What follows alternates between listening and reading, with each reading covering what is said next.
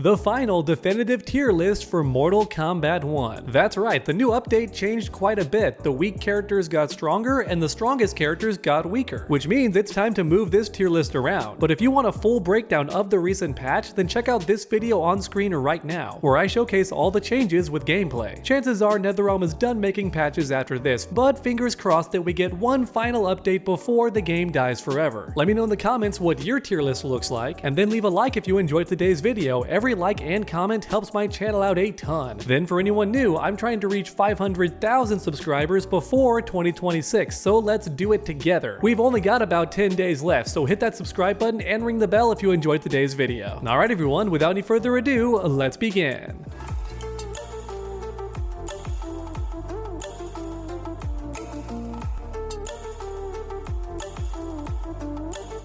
Alright, on screen right now was the previous tier list before the update, so obviously I'm gonna move everybody around, and if you hate this tier list, please understand I made it with pro players and also online warriors, alright? I consulted both. So in my opinion, this tier list is pretty good, but with the new update, we've gotta move things around. So first up is the top row. Homelander got some nerfs, which means he's guaranteed second place now. Before, he was arguably tied with Cyrax, but that was before the nerfs, and Cyrax was supposed to get nerfed, but actually she was buffed unintentionally by NetherRealm. Yeah, in other words, she got better and Homelander got a little bit worse, mainly with his Farah team-ups, right? Any other cameo, he's pretty much unchanged and got better armor, but overall, he definitely is weaker. Does that make him worse than Scorpion? No way, I don't think so, but he is definitely second place now, instead of being tied with Cyrax. Next up is Ermac, who got some buffs, which were interesting, but not enough to put him in front of Sindel, I don't think. Mainly because Ermac always struggles at a distance, the guy's gotta be in your face, and the recent update did not improve his range game. He's still got to be in your face. Or in other words, the Ermac struggles are still there. He's just better up close than he already was. Gamer Subs has a Christmas sale. That's right. And there's so much awesome free stuff included, which makes sense. It's the holiday gift giving season. Oh my god, just check this out. Tons of new merch and of course a new waifu cup, which is free with your first purchase of a tub. Just don't forget to use my link down below. That gives you a discount and every purchase you make gives you something new. Check this out. Let's read along. Look at your screen right now. One tub gives you a free waifu cup. Two tubs gives you a small merch item and the waifu cup. Alright, it keeps stacking. 3 tubs gets you a free waifu Dragon D's jug. These names are killing me. 4 tubs gives you a free t-shirt of your choice, and 5 tubs gives you a free mouse pad or large merch item of your choice. All of that included if you get 5 tubs. Yeah, not gonna lie, I might have to take part in this because I love that Dragon waifu cup. That looks sick, and I can actually drink it around my girlfriend because it's not provocative. But my goodness everyone, there's never been a better time to buy GamerSup stuff. Keep in mind every purchase you make with my link helps support this channel directly, and if we make enough sales, I get my own creator cup. That's right, buy some GamerSups merch today with my link down below. Next up is Noob Saibot, who got some buffs. Now is it enough to change too much? Maybe not, but you could argue he's in front of Havoc now. I think that's fair. Kitana got some mix-ups and had a gap removed, so is she in front of Havoc now? Is that actually possible? Maybe so. At the very least, her changes matter, so you could argue she moved up one piece. Ooh, Kenshi, so he only got buffs. His combos got a bit better with gravity scaling reduced, and also his running cancel is faster now too, so I'm gonna move him up one slot. But next up, let's look at this row, okay? The good tier. So Ashura got only buffs that do benefit her playstyle quite a bit. She can switch stances more freely now, and her curses last longer, so she's definitely in front of Natara now, which is unfortunate because Natara got some buffs too, but to her Blood Bolt, which is a move that nobody wants to use anyway. NetherRealm really wants Blood Bolt to be useful, but it's still not. It costs 1 meter to do anything useful, and that's terrible because Natara needs that 1 bar to do her enhanced combos, right? So yeah, in other words, Ashura's buffs actually benefit her, whereas Natara's buffs just made one of her worst moves slightly less terrible, which does not benefit Natara as a whole. So yeah, she's not moving. Reptile and Sub-Zero and Rain all should actually move up though, along with Liu Kang. Are they gonna pass up Sector? Here's the thing, Liu Kang's overhead is now unreactable and his combos got better. So is that enough to put him in front of Sector? I think you could definitely make the argument, but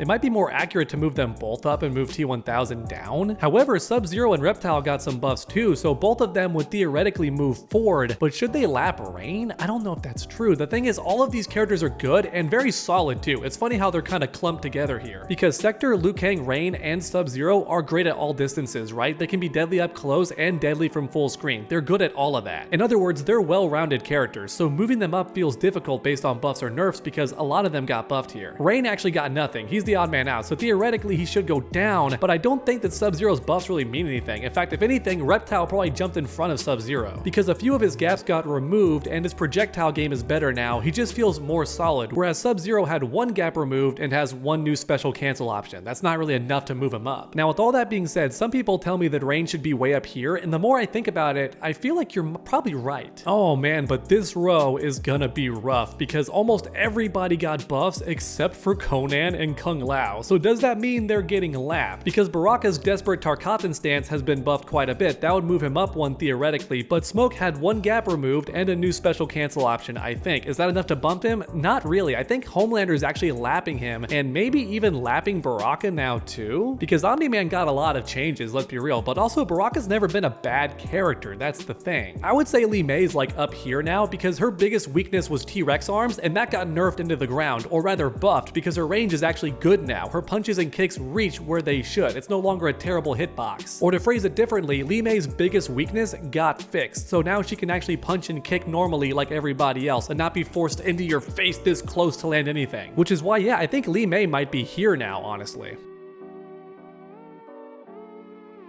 And then maybe we'll do something like this. That feels good to me, because Conan's only good in the hands of very particular pro players, otherwise he's extremely lacking. Oh boy, then we have Raiden though. This man was blessed by the Elder Gods in the recent patch. He got so much stuff. I would say he's at least way up here. In fact, you know what? I'm putting Raiden all the way up here in front of Natara, maybe in front of Ashura, because his Get Off Me tool is so good, and that's a big deal in Mortal Kombat 1. For a quick summary, Raiden's Razzle Dazzle is now a great combo extender and also gets the opponent off him for free. It's like 100% safe when he's fully charged, and now his charge is constantly building on its own. Yeah, or in other words, Raiden has this tool that's way more common now that gets the opponent off him on block, and then if it lands, leads to a full combo, and in the corner he gets the three-way mix. It's really good. Not to mention new combo routes, all that stuff. Raiden might be like here now, but I'm not sure. He's still not the best from a distance, is he? But he's got a teleport. I'll leave him right here for now. Smoke is probably in front of Conan, let's be real. Oh boy, time for the bottom row. Here's the sad part. Two of these characters did not get any changes. Quan Chi and Takeda were not touched, which means Quan Chi is officially the worst character in the game. At a competitive level, alright? At a regular level, he still got sauce and still very difficult to deal with. In other words, if you play random people online, Quan Chi is going to be difficult for them because he's such a different type of character to fight. He feels very bizarre to deal with. However, once you face anybody who actually studies the game and learns the matchups and knows Quan Chi's weaknesses, he's not a threat anymore. So here's possibly the trickiest part of the video. All three of these characters got buffs: Shang Tsung, Peacemaker, and Tanya. I would say Tanya got the most buffs, so I'll put her up here. The fact her ancestral guidance stays around forever now is a big deal. It doesn't go away unless she uses it, which means she has a gun pointed at you just the entire time it's up. However, with Peacemaker, Eagly comes back more often, and that's a pretty big deal too. I'm not sure if it's enough to put him in front of Shang Tsung because Shang Tsung got a mountain of changes, and entirely buffs too. However, the issue is most of them dealt with morphing, which is fun, right? Shang Tsung players like to morph, but I'm wondering if at a competitive level that makes much of a difference. You know what I mean? It's all matchup specific, so against certain cameos, his moves got buffed a lot, but your opponent has to be using that cameo. It's situations like that for Shang Tsung, right? He's all matchup based specific stuff now. Oh man, is Tanya better than Takeda now? I think she might actually be, because keep in mind, Takeda needs one specific partner, and it's usually Jax. Without Jax, I feel like Takeda is just a shell of a character, so it might look more like this, honestly. I think I'll put Tanya all the way like up here in front of Smoke maybe now, or just behind Smoke. Then with Shang Tsung, he's like here, maybe Peacemaker. I hate putting Takeda at the back, but I think that might be the case now.